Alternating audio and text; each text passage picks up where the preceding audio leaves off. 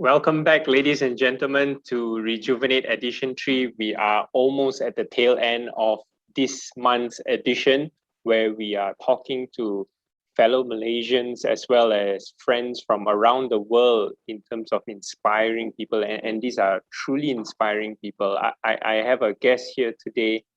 His name is Johnson Lam, and he is the founder of Kaki DIY. And when you hear his story, I can guarantee you will walk away from this session feeling very inspired. I would imagine you would immediately want to find some tools and start fixing stuff. That's how contagious his vibe that he exudes could be. Johnson, warm welcome to you. Hello, thank you. How are you doing? Oh, doing good. Of course, stuck at home is another story, but yeah, have enough activity to move about, right? Get to do stuff, so it's okay. Yeah, fantastic. I'm sure you have got a lot of things in your head that you've been doing and a lot of projects that you've been executing, and of course also your new venture in terms of your day job as well, which we will get into very shortly. But perhaps for the benefit of our global audiences that perhaps have not heard of Kaki DIY or not heard of Johnson before, I'm just trying to do my best here to give a little bit of background about Johnson. So Johnson founded Kaki DIY. I'll keep that part of the story for Johnson to share with us and to tell us.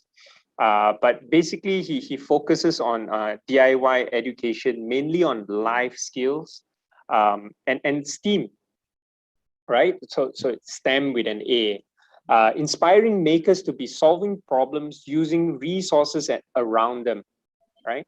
And all these starts from the grassroots of education, upcycling, recycling old stuff into something artistic and useful. And we will get into the nitty-gritty of how he gets to achieve all that. So without further ado, Johnson, who is also now the head of knowledge management at Axiata, we will also keep that for you to explain to us later on. Please, the stage is yours right now. Tell us more about Johnson. All right, thank you very much, Andrew. Happy to be here. So hello, everyone. Yes, I'm Johnson Lam. Let me tell you a little bit of story about my day job first. Before then, I go over to this one, right? Okay. So I've been actually working for corporate all my life. The only difference is along the way, I always pursue my passion lah. That's what this topic is all about, right? So right after graduation, I graduated from USM, Computer Science. My first job that landed me, my first EPF registration and my first SOCSO sleep kind of thing is actually McDonald's. So I was flipping burgers, right? So sometimes I look at the memes and all that. People say that, oh, you don't have future, prepare to flip burgers, right? But I started my life from flipping burgers. One thing good about, joining McDonald's and the Golden Arches, right, the company behind it, is the whole process. There is a multinational company. There's a lot of strict process handling food. There's a lot of process around, learning and how do you train the next burger flipper and things like that. So actually, I learned a lot from there, right? Then right after that, of course, I continue on. Actually, sorry, that one was before my USM. It was just right after SPM, right? So I was flipping burgers. Then during USM, I was studying. I actually started my first own business, right? Computer business at the age of 19. A lot of people would have thought I would have grown that particular business, being an entrepreneur and work out a startup or whatnot, right? That time, there's no such fancy word called startup yet. So grow my own business right off, but I didn't. I immediately actually joined Dell as a telesales, right? So that time, because it's a conflict of interest, I'm opening a computer business and I'm joining Dell Computers, right? So of course, without any second thoughts, I shut down my computer business because I focus on working for others, right? So for 10 years, I actually been around in computer and IT industry. I work for Dell, both in Malaysia and also in China. I work for Microsoft. And after that 10 years, trying to keep the whole story short, I joined telco for the last 10 years. So telco industry as well, from YTL, from different technologies, from WiMAX, to then after that, I joined time.com, doing fiber business. So for the last 5 years, actually, I've been traveling up and down, mostly to Vietnam, focusing on that part of the business. And recently, I joined another telco, which is Axiata Group, right? So that's my 20 odd years of day jobs. Yeah. And how did Kaki DIY come into the picture, and which point was it? Okay, that's actually a very good question. The whole branding of Kaki DIY started just like around 8 years ago. However, the reason that's driving behind it is actually starting from when I was 10 years old. All right. So I can share with you that, you know, my passion and things that drives me, right? I like to tinker stuff. Okay. I'm always very curious. Whenever I see something, I like to know how it works, right? So sometimes even things that are not broken yet, especially when I was younger, I like to open it about and to see what is it inside. Okay. And of course I break it lah, and then trying to fix it. So, and once I succeeded fixing it, or maybe it's a broken item, I have to modify it using something else to make it work, or maybe I mix around some different broken items or different parts that I found to, you know, make something new. Usually I like to share it because I feel that the impact or the results of sharing it is bigger than, I don't know, some people straight away say that you sell it, right? So I've been doing that since 10 years old. When I was young, I just take bicycles, took some wires and some lights and some batteries. I make brake lights for bicycles, right? And along the way, later on during youth, usually we like all kinds of motorized stuff. So actually the whole thing grew during around year, okay, don't want to say the year, when I was 20 years old. Okay, so that time I have my first car. It was a second-hand, very old car. You will see it as Taxi Sapu. It's a Nissan Sunny. I go around picking up junks and modify it to become performance parts to improve the car performance and also aesthetic. But aesthetic is subjective lah. I tell you, I take fluorescent light, put it under the undercarriage, become Fast and Furious, got glow on the way. It was white, but then you wanted it to become pink. No worries. We take the pink sugar paper, wrap it around, become pink, right? So those types of stuff. And then what happened was, I mean, those days, okay, it was back in year 2000, right? Those days, there's no such thing as Facebook and social media platform. There's only something called forums and discussion boards. So I was writing all this, sharing like mad, and it was, you know, influential and it went viral, okay? There's one particular topic that went really viral. And as usual, you know, when things go viral, there's always the positive one, there's always the haters, right? But both of them actually fuel this whole thing up, right? So that particular DIY is actually, I'm using cable tie to cable tie on your brake hose, which is usually made out of rubber those days, right? And brake hose, I mean, when you step on the brake, the fluid goes through and then it clamps on your brake, so you brake. But brake hose will expand a little bit, right? So I use cable tie to tie it to make sure that it doesn't expand, and it improves your brake a lot, right? It was a crazy discovery kind of thing. And it went viral, and of course, people like doing it and say that this is very good, and the haters will be like, oh, this is dangerous, this is stupid, and all that, right? And I just realized at that time, I became a community builder, right? But that particular word also, that time, not in yet, it's not the thing yet, right? Yeah. But from there, I started to realize that, you know, there's one thing that I learned from it is, you know, by doing all this sharing, content is king. Yes. King, right? Content is king because end of the day, content creates impact, content brings people together, okay? With a little bit of content here and there, you add them up, collaborate them together, it became a bigger content and things like that. So I was already writing for magazines, magazine pay for the write-ups, and we have, our racing group. The racing group grew from 4 people to 200, 1,000 something. So Johnson, Yeah. you're telling me you used to be a racer as well, and hence why there was that interest in modifying cars, enhancing performances. Yeah, actually, yes. So I would say Kaki DIY, before it became a brand, the whole initiative or the movement came from illegal street racing. That was how it started. Yeah. Because that was the point where, those days, people are into modifying cars. Today, no, right? It's like those days we don't have drones yet, right? Today people are busy modifying drones. So that's how the whole thing blew and the community grew, right? So I learned a few things from there. One, of course, content is king. Second, community building is everything. You have a group of people together, right? Like-minded people together. Things will be sustainable, as in the topics of discussion, the movement, the growth, we go TT. Actually, one of my first big successful event is actually a car modification and repairing event. We did it under the tree, okay? Which one is also a pinnacle to the current new movement that I created, right? So I'm going to talk about that later. So basically, yeah, Kaki DIY from there, okay, all these things, of course, it pivoted here and there. Then I realized that, okay, why not? Let me create this brand or this community where everyone can be part of it and everyone can own it, okay? Because that time, I was known as the DIY king. They call it, this is the Johnson's DIY, JL's DIY.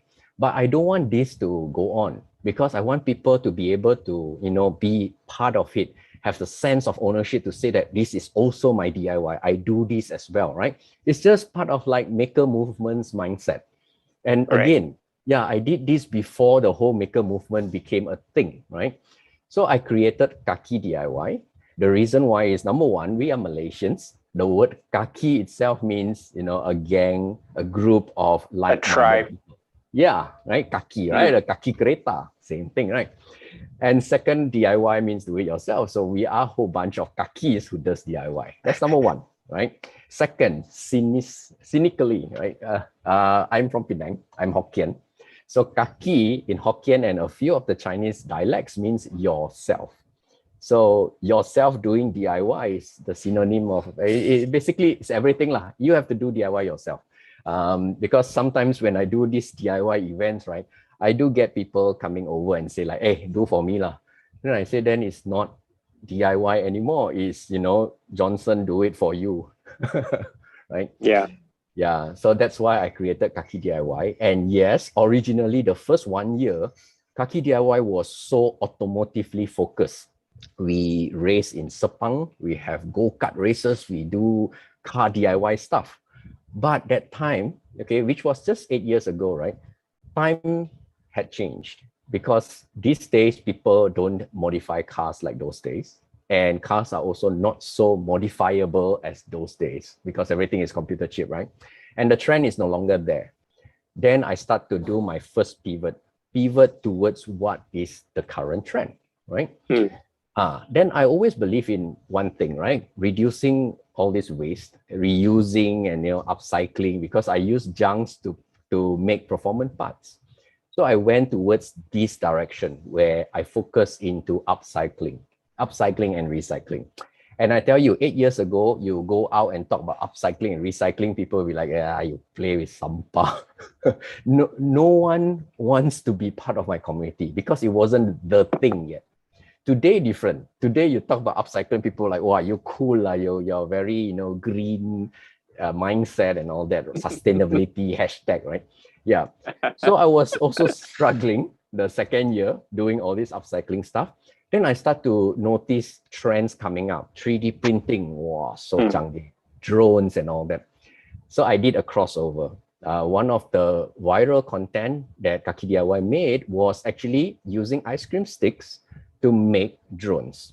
So that was way before drones became a thing. Okay, it was people trying to do all kinds of DIY drones. So with that, actually, it went viral and actually it caught attention of a few other big brands. because that time also I wasn't quite careful with my words. I was using this cheap Chinese rotary tool, right, to make holes on the frames. And in my video or in my description, I say like, oh, I used the Dremel and poke it through, right? And Dremel contacted me. Dude, this is not Dremel, okay? This is some Chinese stuff. I say like, oh, okay, sorry. It's okay. We provide you the whole set so that you can, be the influencer and help us with the brand Amazing. stuff. And I was like, oh, okay. And that point also just struck me like, okay, again, back to content is king. Because I have content, so now I have all this support. And from there also, I start to build the different business models. Of course, content, we sell content, we do events, and then all this, we can still do influencer thingies, right? Reviews and stuff like that. So yeah, that's how it start growing. Johnson, just to ask a question now, since Dremel, have you made any more mistakes? Also got sometimes here and there. Okay, sometimes can be intentional, yeah. We hope none of those that have given you a full set of tools are listening in. Yeah, because sometimes it's just like Maggie, right? So when you're eating instant noodle, regardless of what brand, people asking you, hey, what you had last night? You say Maggie. Because it became a household name, right? So they should be proud because they are a household name. That time not in Malaysia, but now, yeah, kind of. I want to go on, but I already see the chat box is filling up with statements and questions and whatnot. The first one here is from I would think it's from Japing. So Japing had a session with us earlier, just before you, and she is a placemaker. She's the chairperson of Placemaking Malaysia. So her passion is in placemaking, obviously, and this is what she says: Johnson is a placemaker, a community builder. Fantastic. So yeah. we were defining what placemaking is and whatnot. She gave wonderful insights into it, and rightly so, Johnson is a is a placemaker. There is a question here from Ali. Hi, Johnson. What are your thoughts on the lack of job opportunities for STEAM graduates? And even if there are jobs, the salary is low and the resources are limited. Even Grab drivers' salary is higher. Okay, I know we're jumping a little bit on the conversation, but I think, since we are here, might as well we address it. And I realize Ali has continued on to ask, and by STEAM graduates, I mean digital makers, researchers, those more specialized and detailed professions. Yeah. Any thoughts on that? Yes. Okay, there's a long answer and there's a short answer, right? I try not to generalize or jump into conclusion as well. Well, actually, okay, for now, because in the state of, I'm not talking about like the stability of the government or country or whatnot, right? Okay, let's look at it from first world perspective and growing economy like us, okay? Yeah. So in first world countries and things like that, that's why, maker spaces and all this thing grows very well there. And that's why, alternative type of education also grow very well and move very well over there. It's because the entire ecosystem and the support from the players and from the, teachers, lecturers, and the students themselves are there. Okay, people are willing to learn, people are willing to try new things. Society is willing to support all these new ideas. Okay, Kickstarter and all that all happen over there, right? Here, although we are a growing economy kind of thing, we are trying to jumpstart in this trend and we are importing whatever that's happening there and do it here, okay? For example, makerspace, because end of the day, makerspace drives STEM, the best, right? That's what I did many years ago, since like probably 6 years ago. And that's how I feel terribly as well, because our ecosystem isn't ready. Okay, I'm really sad to say that. And of course, a lot of us are trying very hard to improve this as well, right? Because end of the day, yes, we have a makerspace, right? With all these fancy tools. And for you to learn coding and programming and digital making, AR, VR and stuff like that. Okay, starting from parents. They bring their kids here. They will like, okay, you got all this cool stuff. Good. What's the future for my kids then? I say like, okay, we are preparing them for future jobs. Yeah, but future job is not here yet, right? We don't know what's going to happen. If he joined this, let's say AR, VR and things like that, will he get A end of this year in, I don't know, science? Of course, the answer is no. So then they're like, okay, never mind. Don't waste time. Okay, that's one, right? Second is also because we are a growing economic country and things like that, we are actually quite reactive to trends or whatever that's happening over here. So in these shores today, there's only a very small percentage of companies or startups and things like that that requires this particular skill. So that's why there's not enough demand today to support all these people who had these extra skills, right? But at the same time, for people who has all these STEAM skills, extra, digital making skills and stuff like that, usually you can apply it two ways lah. If it's directly, which means whatever you do in your current job or whatever work it is, use that as your point of leverage to help your company or organization to go towards the next step, which is digitization and digital transformation. Okay, at least you help the company grow, and if everyone do like this, at least we have critical mass to move on to the next stage, right? That's one. Second is, of course, then you use this skill that you have, look at a particular problem that you have around you, solve that problem, and hey, when you create an impact and it can be swap around with financial benefits, it became a startup, it became a business, right? And now you are paving the way for something new. Okay, it might not be blue ocean, you are not inventing something new, but you are refreshing the entire process, make it more efficient, with the skills that you have. That's how you create value for yourself lah. Yeah. But if you are just waiting for a career or a job, especially today with COVID and stuff like that, right? For a company to hire that particular skill set and pay you X amount, it's going to be tough easily for the next year to come as well. All right. Yeah. Okay, great. The next question here is this: in your opinion, why is upcycling and recycling an important education? Okay, that's very good, because that's what I actually stumbled upon it accidentally as well while I was doing stuff. Okay.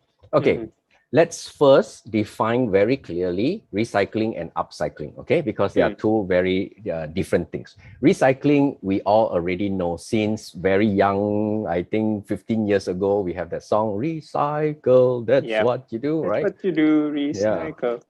But then recycling, what did you do in recycling? You just put things together and send it to the truck. That's called recycling, I know, right? The actual recycling process is done in the factory. They break it down into raw materials. They rebuild the thing up again, right? For example, bottles and aluminum, right? So that's recycling. Recycling is good because we know it reduces waste, okay? It reduces the need to remanufacture things from scratch. It reduces mining and stuff like that. Those we know. But we actually you are not really part of it, except for the whole discipline that we must handle waste properly. Okay, that's fine. Now, upcycling is the amazing part of it, right? Because upcycling is all about you looking at the current resources you have around you, all these junk resources or things that are going to be junk soon, and think about what you're going to do with it. Okay, using your own ways, imaginative ways. Okay, it can be a lot of people, most percentage of it, things like that ended up as art material. Okay, for example, right, glass bottle, paint it up a little bit, clean it up, it becomes a vase, right? It's not wrong. It's upcycling. It's upcycling, yeah, as its lowest form lah. I mean, not lowest form, sorry, it's not so negative. See, wrong word. In the most basic form, I suppose. Form. Yes, most basic form. You reuse a particular material as it is to become something new, right? Very good, okay? At least it sparked one imagination. Second part of it is by using 2-3 different materials, you combine them together, become something else, right? It can be self-watering plastic vase using, you know, your soda bottles and stuff like that. There are videos online, even from Kaki DIY, you can watch that, right? So now you use a few materials, you create something new, okay? That's part 2. Now, part 3 is where you start to think and apply your additional skill. How do you then use these parts plus some electronic parts, you use and convert them and create a new peripheral, IoT system, okay, that's the buzzword, right? Use it to solve some issues. For example, you have an old fan, okay, spoiled already, okay? And then after that, you have some nice car tires and rims, and then you found this pole, and then you weld them out and stuff like that. Whoa, it becomes this very Changi retro-looking stand fan, okay? Although you did not create something new, right? But you reuse all this and you upcycle it. Now, one, you bring up the value of the item, okay? And second, it also solves the problem of all this thing going to the dump field. Because end of the day, a lot of e-waste especially can't be recycled. So although you put it properly, you send it to the recycling place, they look at it, oh, this is this type of plastic, or this one, or have too many integrated stuff, got plastic or paper. They actually don't, okay lah, not all of them lah, but they can't recycle it anymore. So thrown. But you are in the process, you solve that particular issue, you upcycle it, right? Now, there's still a fourth process where if Malaysia can go towards this, it will be super awesome. There's this new term called circular economy, right? Circular economy is where people think about this particular item. So for example, I don't know, the easiest one is phone, right? If you watch the newest Samsung launch, they talk about it a little bit, right? Where, you know, old phones, usually you can't really use them anymore because the processing power is slow and things like that. So Samsung is taking it back and using the same material, everything, maybe strip off some of the software, and it becomes a baby monitoring system, okay? The processing power is enough. It has camera, it has screens, it has a microphone. So by one unit there and the other unit here, now you become a baby monitoring system, right? So if this particular thought process is being used for everything else, not just electronic items, right? Even for clothing and stuff like that, then we prolong the lifespan of things and we create more things even when they are end of life.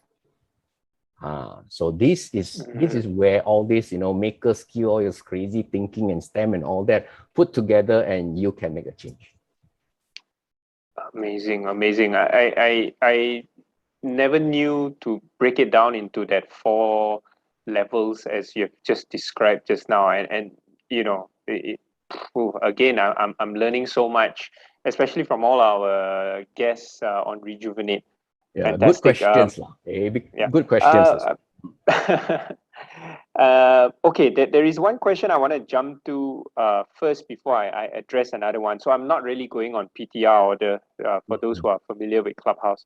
There is a question here that's asking, how would you advise a person who is passionate about tech, DIY, and content creation in standing out among all the existing tutorial videos, expert reviews, and so on? So yeah, I suppose it's a real jungle out there, right? Everyone is a content creator today. Everyone seems to be knowing what they're doing, and they're uploading videos, even on TikTok. Yeah, you know, people are creating content that becomes tutorial videos. Yeah. So I suppose I'm not trying to discount your effort or your achievements with Kaki DIY, of course, Johnson. But you know, back in the day, you probably only had 1 or 2 other people that are doing the same thing. But today, I can safely say it's in Malaysia, maybe it's by the thousands. You know, globally, you're talking about millions of people who probably are doing the same thing. So how does one stand out based on that question that was asked? Okay, very good question. And actually, I have regrets in this part of it because I did not jump into the opportunity early enough. Okay, so let me share with you. Of course, everyone these days, right? I mean, especially young kids, you ask them what they want to be. One of the common answer coming back is, I want to be a YouTuber. I want to be an influencer. Johnson, I don't mean to interrupt you, but since you've mentioned that, my 5-year-old has started telling me that he wants to be a YouTuber. Exactly. And and he's 5. yeah, and I'm saying this is because my son, I was checking his homework one day, right? On the topic of ambition, he wrote down YouTuber as well, right? And originally, when those days, right? Okay, I'm talking about maybe 10 years ago. Actually, the trend started then already, right? So we have a few quite famous one. I follow them, Ninja Iga, okay, and Wong Fu Production. Yeah, they are YouTubers, right? So, and then people say that, oh, I want to be a YouTuber. And I was like, it's not easy, how to make money, things like that. But this pandemic taught me something. So this pandemic, I can share a little bit. Last year, I was rushing using 3D printers, building 3D printed PPEs, right?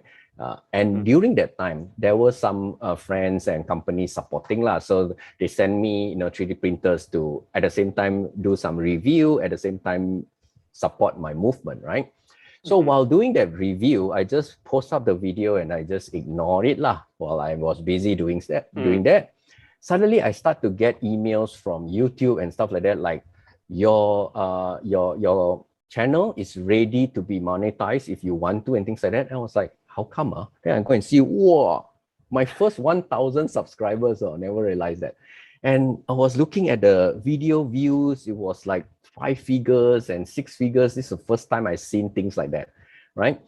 And then it struck me, because 15 years, 20 years ago, when I was doing all this crazy stuff, I already have simple cameras, can take videos, okay? I did also upload some stupid videos on YouTube just for fun, okay? I did not do that because those days I never invest into a fiber internet line.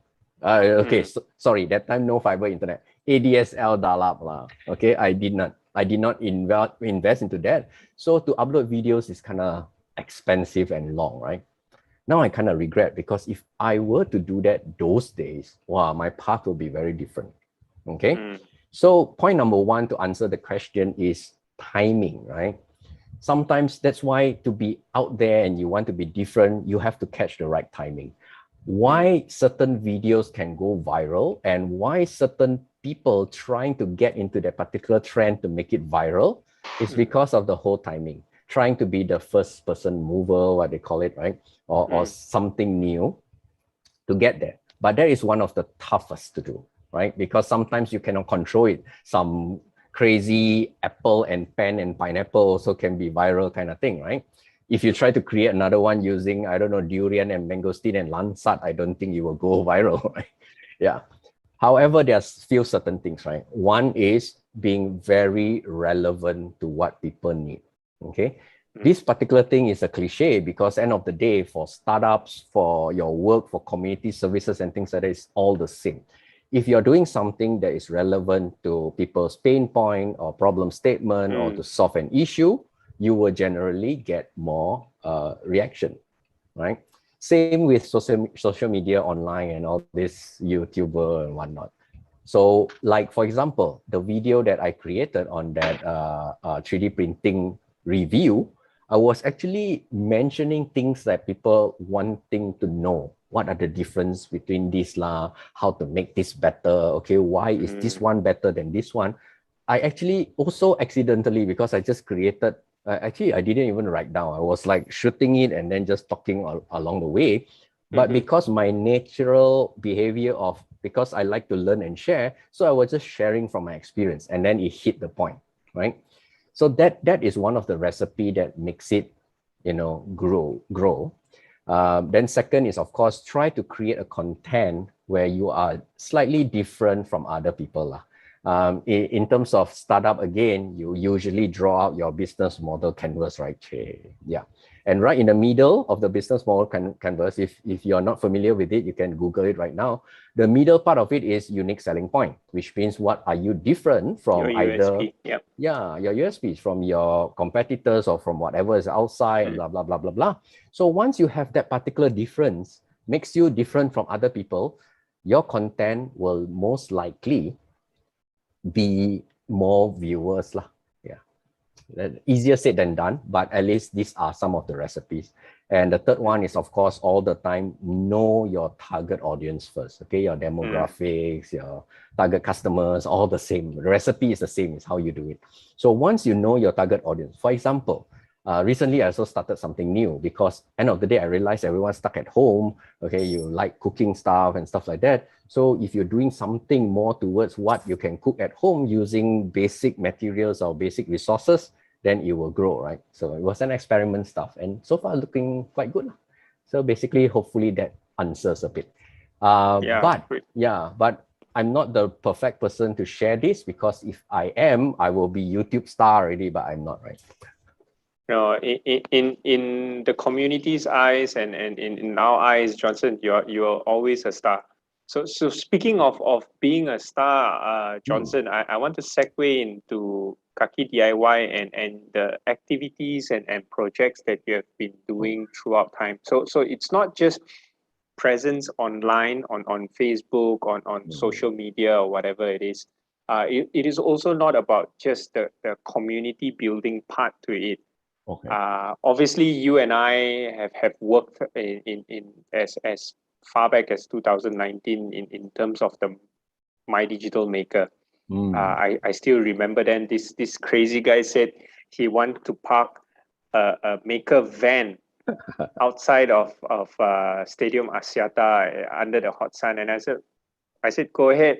You know, he'll probably be soaking in under the sun, soaking in his sweat under the sun, and he'll probably leave after day one. But obviously you didn't. and the maker van was a hit with the students, right? Now can you explain to us what is this whole maker van is, and where has it been? Is there another version of the maker van, and paint us a picture of what can you find and do in a maker van of yours? Okay lah, Ken. It's also a long story. Let me cut short as possible, right? So actually, the whole maker van idea came from a failed project that I wanted to do. Okay, and then it add on with something else, and then it became something more positive. So I wanted that time. That was, let me see, 6 years back again. I wanted to actually create a restaurant bus. Okay, so because I was that time, it was the hype of food trucks. And I know food trucks are everywhere, and then you just line up and you buy your food, but you have a problem because you don't know where to sit unless the food truck provide you places to sit. And of course, before the pandemic, there are food truck farms or something like that where there are just sitting places. Correct. You can just buy from food trucks, right? So it was before then. It was when Chef just launched the movie, and I haven't watched the movie yet at that time. The movie about food trucks, right? So I got the idea that if I create a bus where people can buy just like a food truck from the back of my bus, and then you sit in front of the bus and makan inside with aircon and entertainment and stuff like that. And not only that, the bus can move around everywhere in Klang Valley. It will then reduce the need of renting a space. It will then able for me to go to many different communities and do all that. And of course, that time it was also the early stage of Kaki DIY. We knew that every time we were in Sepang, we are in all these racetrack. There's no food, no water, no shelter, right? So it will be an instant hit. So yeah, actually I went ahead and buy a bus. Right, I bought a bus. Yeah, I bought a bus. I was like, entrepreneurs, please don't do that. When you shock sendiri got an idea, right? You don't suddenly go and invest this, invest that, and then try to make things work, right? Because in Malaysia, there's something called undang-undang. Okay, so SPAT turn it down, Puspakom turn it down because you cannot have a Malaysian rule. First, to modify a bus that way. Second, to have restaurants inside the bus. People sitting and all that. I cannot just move and park anywhere I like. Every place I must have my own majlis license and all that. So I was like, I never thought about all this problem before that, right? Johnson, so you bought the bus prior to doing all this research work. Yeah, that's the problem. I'm sorry for laughing. Yeah, me too. I'm laughing at myself. Because sometimes when you get excited on an idea. Okay, especially for me, like, for all the small projects, sometimes it happens. You're excited, you get all these things and you build, and usually, I don't know, 70% of the time it works out something, right? But a bus is a stupid decision lah. Furthermore, to add on to that stupidity, right? I don't even have the B license. The license to drive the bus. B license, yeah, to drive the bus, right? So I have to hire someone, or actually I got the previous owner to help me move it around. And finally, I actually sold it back to the previous owner at a loss, right? Yeah, but before I sell it off, so since I cannot do it as a restaurant bus, which I saw it in my real life, I went to Spot. I forgot it was Spot or Post. I think it was Spot. I went to Spot wanted to do the appeal and paperwork. There's 2 buses out there parked, new one, fully furnished, has been there for a year, not able to get proper approval. It is KFC. So if KFC can't even get that, who am I to be able to get this project done, right? So immediately I was like, okay, since I already have the bus, let me convert it to idea number 2. Make it into a moving makerspace, a moving workshop, okay? Where inside it will be all tools and stuff like that. So when it's moving and what, right? No one is inside, so it's fine. I can drive anywhere into schools, park in the school, open it up. People can go up and learn and stuff. Not wrong, right? I just run it as like a lorry lah. It's under a lorry's license, right? But to do that, I need a lot of funding, so I don't have funding. I went around and pitched in different, agencies and government agencies and all that for that idea. And that time, I tell you, no one had this idea before. There's none of this thing running anywhere around this region. Okay, I'm talking about region because it went big. But after the pitching and all that, they're like, oh, good ideas. Da, da, da, da, da, da. I didn't get the funding, but I saw a lot of suddenly all these maker buses and stuff like that happening in Malaysia, happening in Singapore, happening. Then I was like, okay lah, I think I know what happened. Okay. So yeah, I sold off the bus, but I still want to pursue this idea because I realized that by me pivoting towards this, it solved a lot of problems. Because number one, I was trying to build makerspaces all the while, right? And the most expensive part about makerspaces is space rental, putting up the space, and it's stuck in one place. People cannot come to you, right? So why not I bring the space to the people? So I created my first maker van with tools and stuff like that. I go to rural places all the way up to Hilir, Perak, Lengung side. Yeah. And then I wanted to create the second one. No, not wanted to create. I created the second one. Again, also because there were originally some deals going on that they can support my movement to drive around the entire Malaysia plus Borneo, Sabah and Sarawak, right? So that deal didn't go on, but my stuff already done. So I did my own roving around lah. And we did exactly that. And we created a movement around that as well called Kaki Repair, where we then bring the tools and the whole space, because now the maker van, when you park, you open it up, right? It got canopy, you can sit down there, there's solar power, there's tools, there's 3D printer and all that. You can just fix your stuff on the spot, right? And that's what we brought to Digital Maker Fair lah, because end of the day, we don't need a booth inside. Besides that time, really don't have money to rent a booth. But car park is good enough, right? So we set up that thing outside. We were actually also selling food because our pancake, our pancake is not made by humans, yeah. So our DIY kind of 3D printer makes that pancake. And we were doing laser cutting outside with smoke, so it's fine, all that stuff. So that's why it became kind of a hit lah. And besides, who's the craziest guy in a hot car park, right? With solar panels and stuff like that. So that's the whole maker van story lah. Yeah. That is amazing, Johnson, and hence why the title that you see above us, I mean, the audiences are seeing above us. It's impacting through passion, and that is exactly what it is. And Johnson is so fantastic. I recall the first time we met. I heard the story about you driving to the Orang Asli settlement and things like that. Open up your maker van for these kids and this community to experience technology, and some perhaps for the first time ever, right? Looking at 3D printers and things like that. it's a wonder how this is not a national movement that has really gone crazy in terms of Borneo and the outskirts of Klang Valley. But we will leave that for a different forum next time, Johnson, or maybe for our data race session, and we always talk about this, right?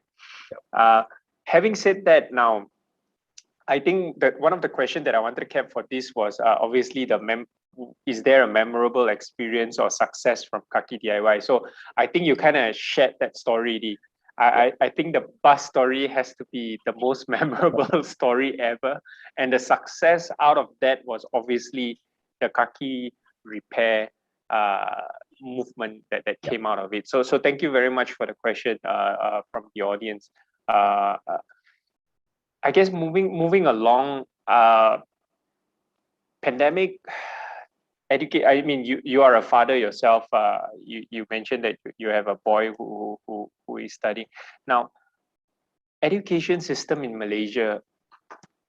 I know this is going to be a long story as well, and you're not going to have enough time to share with us. But in a nutshell, what do you think is going wrong? I don't even know if I'm using the term correctly. Going wrong. Yeah, careful with your words, right?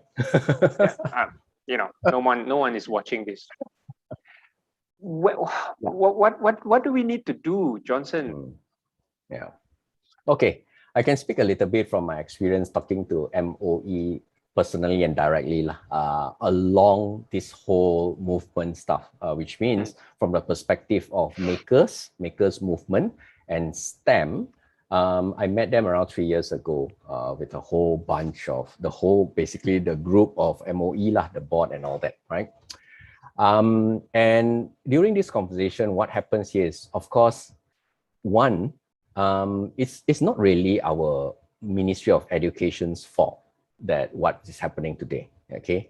As I mentioned earlier in this talk, right, it is the whole ecosystem itself. It needs a support system. And now today, everyone is blaming or waiting for each other to move. But we have to move together, or someone really needs to bite the bullet and do it first. Do it first. Yeah, how crazy it is, whether you buy a bus or convert into library or whatnot, right? Yeah. Because end of the day, MOE did mention that the pain point that Malaysian has today is for education, they are trying to create a one size fit all type of model. Okay, because we have rural communities, we have urban communities, we have schools, which you all know, right? More canggih, elite, expensive one. Then we have all the, we have a lot of actually, average and B40 schools, right? And not all these students have the same access to technology, have the same access to the level of, maturity in terms of education. So they have to come out with an average one that everyone can use. So that is, to start off with, that is one of the issue already, right? So for example, if you are trying to do coding in school, cannot. A lot of schools don't have computers. That's why today there's a lot of movement going around by whether it's NGO or individuals and all that, trying to get either schools or individuals' computers to do this home study thing. But even before this, schools don't have proper coding system. That's one, right? And second, also, we did not evolve fast enough. So teachers also not be able to be trained fast enough. But I think this part, you and I understands that many years ago, we try all kinds of, we are part of all kinds of movement to get all this to the next level as well, right? But it's just not fast enough, okay? Yeah, and the third one is also because of today in our economy outside, the demand is also not big enough. So that's why a lot of very niche, very good skilled people is either you work somewhere else in another country and get 10 times the pay, or today here you're struggling, cannot get a proper job. It's either you work very lowly as a normal general worker, or you start up your own startup, or easy way out, we go into Grab and Foodpanda and stuff like that and earn much more, right? So it's the whole ecosystem and mindset. So that's the particular problem. However, okay, the positive end of it, right? Because I believe in this very well. I'm from Kebangsaan school all the way. I studied in Malaysia all the way. I didn't turn out to be burger flipper all the way, right? The most important thing is the few core skills that you need to grow yourself, or you encourage the students or youngsters to grow, right? For the 21st century learning. Number one, collaboration, right? Teach them how to collaborate. Yes. Okay. Second, communication, which communication should be first lah. How to communicate, talk with people, because end of the day, without that, you cannot collaborate, right? Thirdly, and the fourth one is the one that I really very near to my heart, problem solving. Okay. Because end of the day, I'm telling you, this is the truth, right? Out there. Even for startups, even for cool technology that's happening today, right? If it cannot solve a particular problem, whatever cool technology also is useless. If you don't hit a pain point, you don't solve that particular pain point, whatever multi-million-dollar startup also will fail, right? But even if you're nobody, you're using very low-tech stuff, but you solve problems, that's big impact. And I tell you, when things have big impact and big value, right, that's where the money will come by itself, right? Don't worry about it the other way around. Don't always think about like, how am I going to make money? And then I come out with this because this is cool. That's your downfall lah. Especially when everyone started to pitch about, I'm going to use drone for this, drone for that. Oh, please, right? If you can solve problem using low-tech way, and it really solves the problem, that's where people is going to pay top dollars for that, right? Last one, critical thinking lah. Yeah. Johnson, I like that you mentioned the low tech. Well, I call it low tech, high impact. And it's a thing that it's already big in countries in the region. Yes. Except Malaysia. I again, correct me if I'm wrong, but I think Malaysia is falling far behind. Countries in Thailand, Vietnam and whatnot, they are very advanced in terms of using low technology for high impact. Of course, credit to agencies under the Ministry of MOSTI, Ministry of Science, Technology and Innovation in Malaysia. I know that there is a low tech, high impact, so to speak, competition that was organized earlier this year, but then again, it just seems to be a competition, and they don't seem to be a follow-up program to it. Johnson, we've been in this ecosystem for quite some time now, and it's truly frustrating when all the fantastic ideas we spend thinking for them and sharing with them, hoping that it would really lift off and make a change, things like that just don't jalan lah. Yeah. So the key word is actually follow up lah. Follow up, because a lot of this initiative that was done is actually very good, whether it's from MOE or MOSTI or whoever, or small startup or NGO and things like that. The problem about one is sometimes it's a one-off thing lah. That's why there's no follow-up. Second is also because there's not enough support, whether it's top-down financially or whatnot, to keep on running it consistently. And the third one is also the hype from the community as well. Sometimes it goes up, then after that, like, again, it's not in my exam lah, I'm not going to benefit from it, so it dies off, right? So yeah, so the whole follow-up and consistency is the one that will make this work. Johnson, we are a little short on time, but I want to get into something that you wanted to share with us earlier. You were saying you had something that you wanted to share with us. Yeah. So so with this pandemic going on, and of course to move Kaki DIY further and stuff like that, right? Yeah, we are relaunching Kaki Repair with Kaki Repair 2.0. Yeah, so this one, yes, I can only tell you the details actually after October.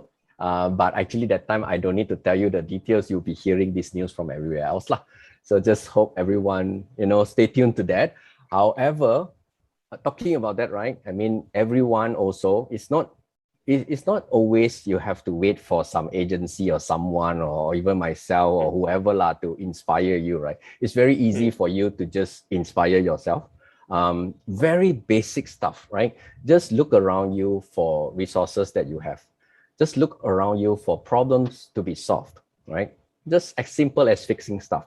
Because with this fundamental stuff, right, you add them up two and two together, you start to realize that you start to build up that critical thinking mindset, and you start to create little impacts, and that impacts will then impact some other people. You either inspire them or motivate them, or it will then become something that you can, you know, build a business around it or monetize from it lah.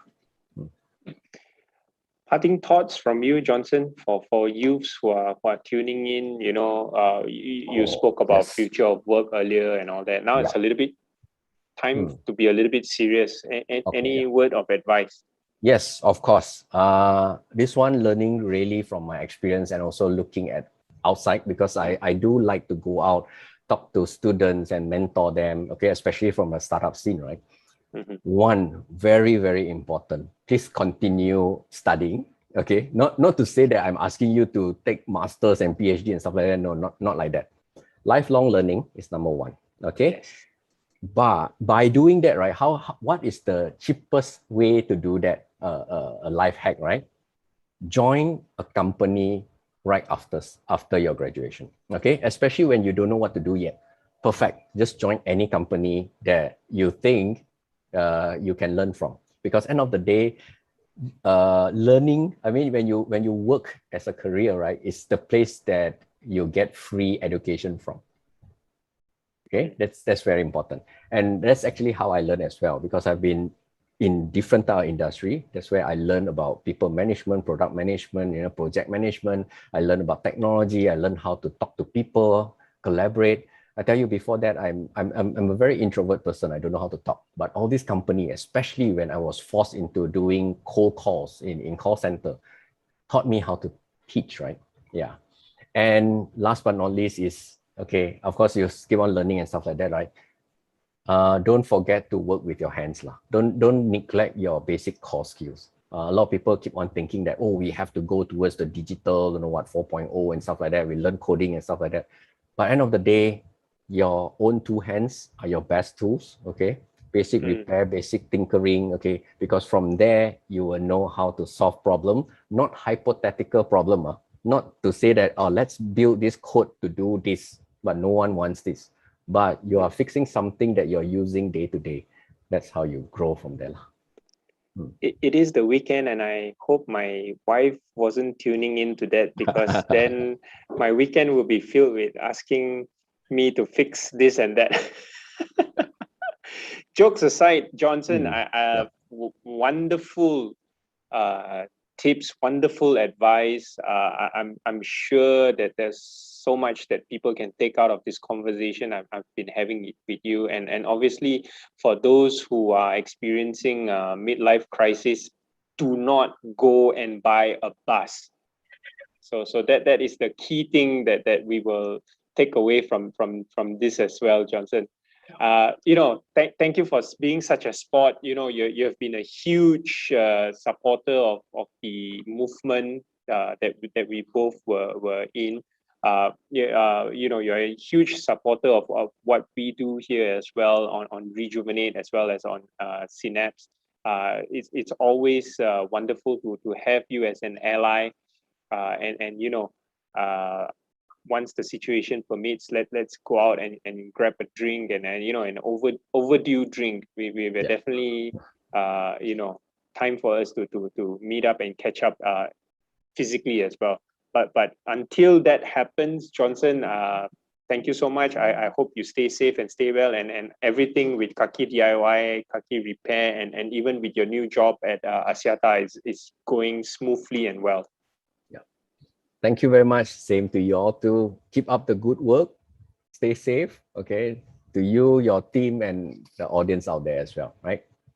Right. And with that, we bid farewell to Johnson. We have got one last session here today to wrap up Rejuvenate Edition 3 with Siobhan Hassan, and we will hear what she's been up to since her days with the Yes program. And what is the Yes program? You will have to stay tuned with us and find out about that after this. Johnson, thank you. See you. Bye-bye. Bye. Thank you.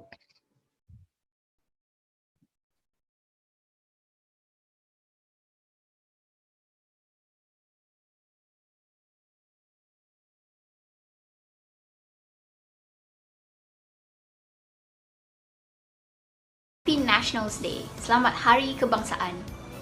Greetings all, it's Conso Titus here from Melbourne, Australia.